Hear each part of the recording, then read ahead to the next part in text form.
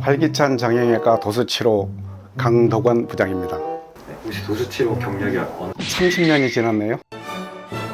네, 도수치료란 어떤 치료일까요? 도수치료란 근골격계 질환의 증상을 개선하기 위해서 비수술 치료의 일종으로 관절의 유연성과 기능을 회복시키는 치료입니다. 마사지로 이렇게 잘못 알고 또 이해하시는 분들이 많은데 도수치료에도 한 부분으로 들어갑니다.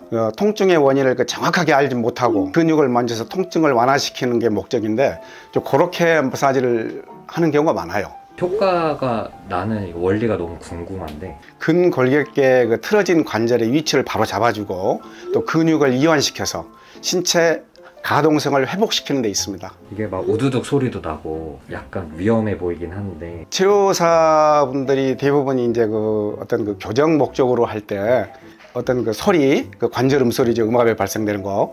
소리에 너무 집중해서 이렇게 하다 보면 과한 경우가 있어요. 자, 그럴 때 어떤 늑골의 골절이라든지 또 여러 가지 목에 어떤 부작용이 많이 올 수 있습니다. 그 소리는 왜 나는 거예요? 그거는 이제 음압 발생입니다. 우리가 이렇게 손가락 메디를 꺾었을 때 소리 나는 원리하고 똑같습니다. 소리가 더 잘 나면은 효과가 더 좋다. 그렇게들 이제 다들 착각하고 있는데 절대 그렇지가 않습니다. 소리가 안 나더라도 가동 범위를 얼마든지 넓혀줄 수가 있습니다. 그 치료 후 통증을 좀 호소하시는 분들도 계시는 것 같던데. 이제 평소에 사용하지 않던 관절이라든지 또 근육을 풀고 또 스트레칭 하면은 통증이 오게 돼 있습니다. 근데 특히 근육량이 부족한 사람들, 이런 사람들은 몸살 통증이 오는 경우가 종종 있습니다. 그건 괜찮습니다. 운동도 안 하다 하면은 쓰지 않던 근육을 사용하면은 그 다음날 아프듯이 그런 원리입니다. 똑같습니다. 이런 증상을 가진 사람들은 도수치료가 진짜 도움이 된다. 아주 간단하게 얘기하자면 근골격계 질환 전부하고 특히 이제 두통이라든지 불면증 효과가 아주 좋습니다. 두통이나 불면증은 뭔가 뼈랑 거리가 좀 멀어 보이는데 네.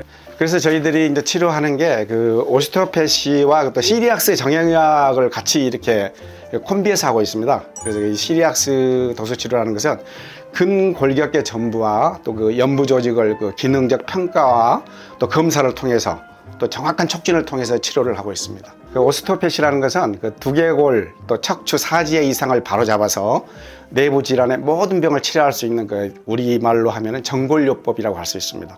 특히 이제 오스테오패시는 인간의 몸을 하나로 봅니다. 그래서 골격계, 또 신경계, 순환계, 또 소화기 계통 등 모든 인체의 계통이 서로 간에 밀접하게 연결되어 있다는 전인 철학에서 출발합니다. 이게. 그래서 이게 한방에서 한의학에서 말하는 인체를 소우주로 놓고 보는 이런 사상과도 좀 흡사합니다. 예. 구체적으로 도수치료는 이렇게 하지만 오스테오패시는 이렇게 한다. 환자들은 느끼지 못할 수도 있겠지만은 시작은 아주 마일드하게 들어갑니다. 예, 뇌부터 들어갑니다. 뇌부터 발끝까지 들어갑니다. 예. 전인을 다 하기 때문에 우리 인체는 하나이기 때문에 어느 한 곳이 아프다고 해서 한 곳만 치료하는 게 아닙니다. 내 척수액이 원활하게 흘러야만 그게 건강한 몸체가 되는 거거든요.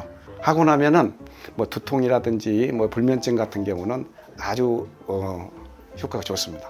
어느 병원 다 가도 오스테오파시 해주세요 하면 해주나요? 그렇지는 않습니다. 이제 그런 자격이 있어야죠. 자격증이 있어야지 공부를 해야 되니까요. 활기찬에는 저희는 오스테오패시 공부를 5년간 했습니다. 셀프 치료 같은 거를 원하시는 분들이 또 계시나? 운동 치료가 여러 가지 방법이 많이 나와 있고 유튜브에도 많이 나오지만은 제 개인적으로는 이게 추천할 수 있는 게 집에서 가장 안전하면서도 효과를 볼 수 있는 게 이제 폼롤러, 또 짐볼, 또 세라밴드 이 세 개만 있으면 되지 않을까. 그러니까 운동 치료를 기본 베이스로 하고 그리고 도수 치료와 같이 하는 게 가장 좋습니다. 따로따로 분리보다는 같이 가는 게 가장 좋습니다. 그러니까 이제 운동 치료 자체는 이제 코어 머슬 강화라든지 또 근력 강화라든지 이런 게 이제 주가 되겠죠. 그리고 도수 치료는 근골격계 질환 전부를 또 포함하니까 같이 해주는 게 가장 좋습니다.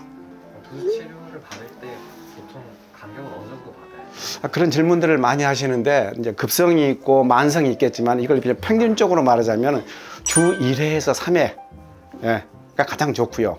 이제 총 횟수로 말하자면은 최소한도 6회에서 12회 정도 물론 이제 그 개인차는 있습니다만은 그 정도가 평균치가 아닐까 생각합니다.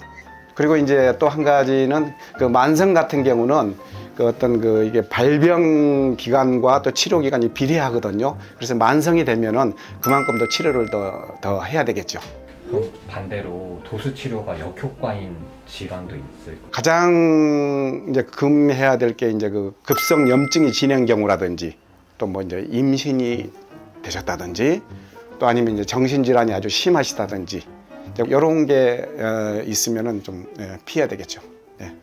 성장기 아이들이 도수 치료 받으면 좋다 이런 썰들이 많이 요즘 학생들은 앉아서 이렇게 그 공부하는 자세들이 다 이렇게 제 위치를 찾질 못해요. 이 자세가 다 틀어져서 사진을 보면은 다 이렇게 이게 측만증이 거의 많이 나오거든요. 거북목에다가 일자목에다 그 학생들을 치료하면은 자라나는 성장기이기 때문에 뼈도 연하죠. 또 치료 효과가 아주 빨리 나타납니다. 예, 그래서 이제 그 성장에도 많이 도움이 되고요.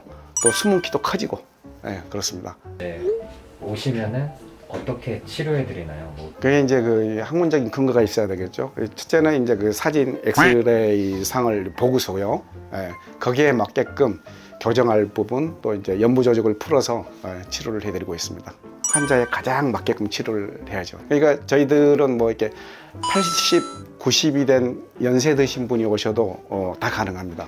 예, 거기에 맞게끔 또 마일드한 치료가 또 따로 있습니다. 특히 이제 오스테오패시는 거기에 아주 좋죠. 여러 가지 만성 질환이라든지 또 무슨 뭐 불면증이라든지 두통에도 아주 좋으니까요.